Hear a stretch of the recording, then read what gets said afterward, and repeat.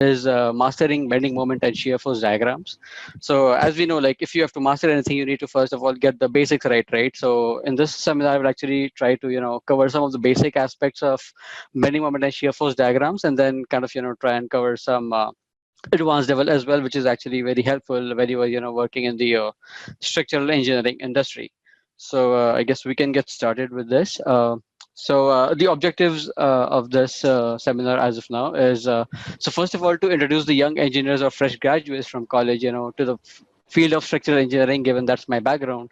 So I'll try and introduce you to the field that I kind of work on, so that you get an idea of exactly what we typically do, and then what could be your expectation in the industry, and then also to kind of familiarize the engineers or the fresh graduates with the ongoing trends that is there in the industry, so that you kind of get an understanding. Okay, this is what is actually done in the industry as of now, and then some of the software that is used in the industry for analysis or drawings and things like that. So just kind of get an idea of what are the software that you would require. So as I was saying, like I was just going over the objectives of the technical webinar today. So I was actually talking about the softwares and all that are typically used in the industry for our analysis purposes or the design purposes, and then also getting those stuffs or information in the drawings. So I'll be just kind of going over some of those software that's used, and then after that we'll be touching upon the technical aspects of getting a good understanding of the bending moment and shear force diagrams for basic structures, and that's actually very handy when people actually come up with and go for interviews for these structures, because these are really basic understanding that that a graduate is expected to have when you are entering in the industry. And then I would also like to kind of familiarize people with the roles at different levels that you would expect in industry. Like by roles, I mean like when you are in an initial level, and then when you are at an intermediate level, and then you are at a very senior level. So what kind of roles and responsibilities you would be having in the industry, and then lastly, just touching upon what are the different sectors that a structural engineering firm typically works in, so that you actually know what you would be actually working on when you get into the industry.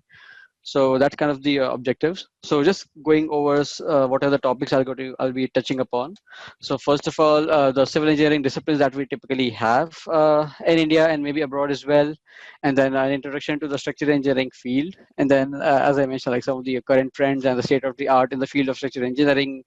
Then some of the structural engineering marvels. I'll be just going over some of the structures that have been acknowledged as structural engineering marvels both globally as well as in India, and then the software which we typically use for analysis and design of different structures, and then the software which we use for generating our engineering drawings, because that's kind of the language that an engineer speaks. So if the drawing is not correct, so in that case there's no point in doing the engineering correctly. So that's another aspect of structural engineering.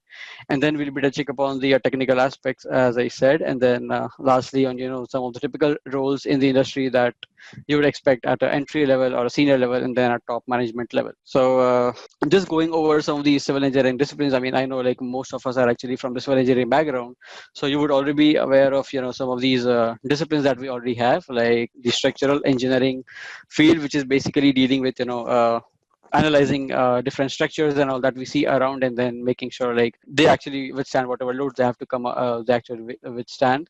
So I'll be discussing this a bit more in detail in the coming slides. Then we have this geotechnical engineering option, where it's more about studying the soil, and the reason that's important is because ultimately all of our structures are actually supported off of soil, right? So in that case, if the soil does not have enough capacity, in that case there's no point in having the structure having a lot of capacity, because ultimately the load has to go to the soil. Then we have this water resource engineering, which is more about hydraulics and water resources, like water supply study and the wastewater supply or the wastewater management and things like that. So that touches upon that. Then we have this transportation engineering field, which actually talks about all the different aspects of managing the traffic. So this could be related to the signal design and the intersection design, the highway design, the geometry design, and things like that. So that's about transportation engineering. And then lastly, environmental engineering, which actually talks about the different aspects of pollution in the environment and how we can control it, be it air pollution or water pollution and things like that. So these are the brief introduction of the different civil engineering disciplines that we have. Just kind of delving deep into the structural engineering field. So as we know, so structure is something which is kind of a man-made build-up environment, and then structural engineering is something which is engineering that structure, right? So that by engineering we mean like making sure that the structure itself is able to withstand any kind of external loads that it would see, be it gravity loads like the weight of the structure itself, the live loads, and then some of the environmental loads like wind load, flood load, earthquake, snow, rain, etc. So the structure has to be capable of like making sure that it is strong enough to withstand all of these loads when it comes across. And then after that also it's kind of healthy enough to be occupied by others, or healthy enough to be used by others. So that's another aspect of this. And then also economy is a very important aspect here, because we can't really make sure of all of these different aspects with very high material usage and all. So economy is also a very, very important consideration. Now the thing is, since we are talking about structure, so the structure is basically to serve a purpose. For example, if you have an airport or if you have a healthcare project, so in that case, in addition to structure, there are like other trades as well, like mechanical engineering. There's architects. There are plumbing guys. So the thing is, we need to find like kind of understand what the intent of the structure is, and then obviously since there are going to be these bunch of different other trades like mechanical and plumbing and etc.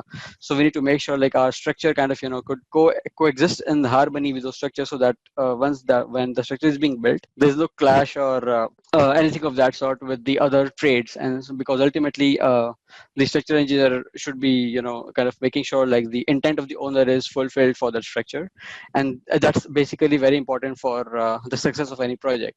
So that's the key idea of structural engineering.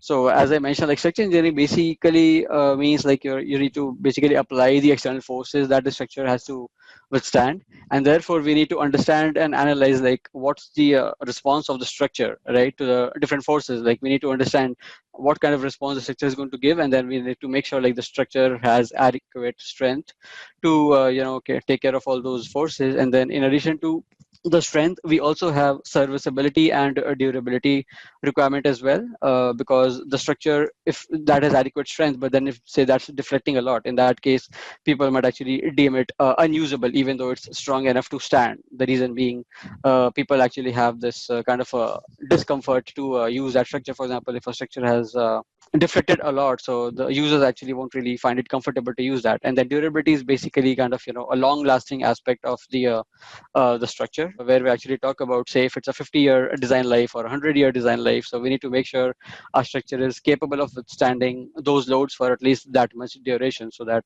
the structure does not really just collapse before that. And the durability is also kind of related to corrosion and all, which is not really the scope of this project, this seminar as of now, but just something to be aware of. Now, just going through, the current trends in the current, state of the art field of structural engineering. So, as we know, like the thing is, we are actually coming up with very complex geometry in terms of structure. Is no more, just nice, simple orthogonal structures and all. So, in that case, what's happening is where we have actually got into a phase where actually automating most of the structure analysis as well as communication to the drawings. So in that case, we have this digital workflow, which is actually kind of a hotcake as of now, where we're talking about transferring the information from one software to another. So via using some tools, for example, if you have to transfer any data from, say, for example, Revit into analysis models like SAP or maybe ETABS. So in that case, instead of modeling each and every element manually in the analysis model, we're actually transferring data from the BIM model, which is Revit, for example, to the analysis model, so that most of the time is actually spent in analysis and design of the structure rather than just having a manual modeling of the structure. So that's one aspect. The other is machine learning, which is also another kind of a hot cake here, wherein what's being discussed is now, for example, if you're designing any structure, obviously there is this material consumption that is being done. So for a given type of structure, say it's a 20-story building or a 30-story residential building, you need to track the quantities as well, right? How much quantity are you kind of consuming, and is that really in line with the expectation? So what machine learning would be kind of doing is, once a lot of data is fed into this technology, in that case, it's just going to spit out you like for this kind of structure, say it's a 30-story building or a 40-story building, what kind of quantity you would be expecting. So, and there are different other aspects of this as well. So just wanted to touch upon this machine learning aspect as well, which is kind of an upcoming thing in all the industry, including structural engineering as well. And then also for we have these tensile structures and all, wherein we need to deal with these complex geometry, and then form filing technology, which is basically just making sure like, okay, whatever structure form you actually take care of, that's stable, that should be stable. So that's another kind of analysis and design altogether. And then just wanted to mention, like, for example, this Zaha Hadid artist. I know most of you might have heard of this name, but then they actually come up with really good design and all, which seem to be very complicated, but then at the same time, they're very elegant as well. So they really come up with really good building design and all. And then lastly, like, say you're also aware of these structures like Burj Khalifa and Kingdom Tower, right? So the thing is, like, these are actually possible because of the latest developments in the field of structural engineering, be it in terms of the technology available or the softwares available, and then the material upgradation and all that's happening. So that's the reason, like, structures like Burj Khalifa or Kingdom Tower, which is like over 1 kilometer in height. So that have been possible. Now the thing is, like, let's just go through some of the structural engineering marvels, maybe globally as well as in India.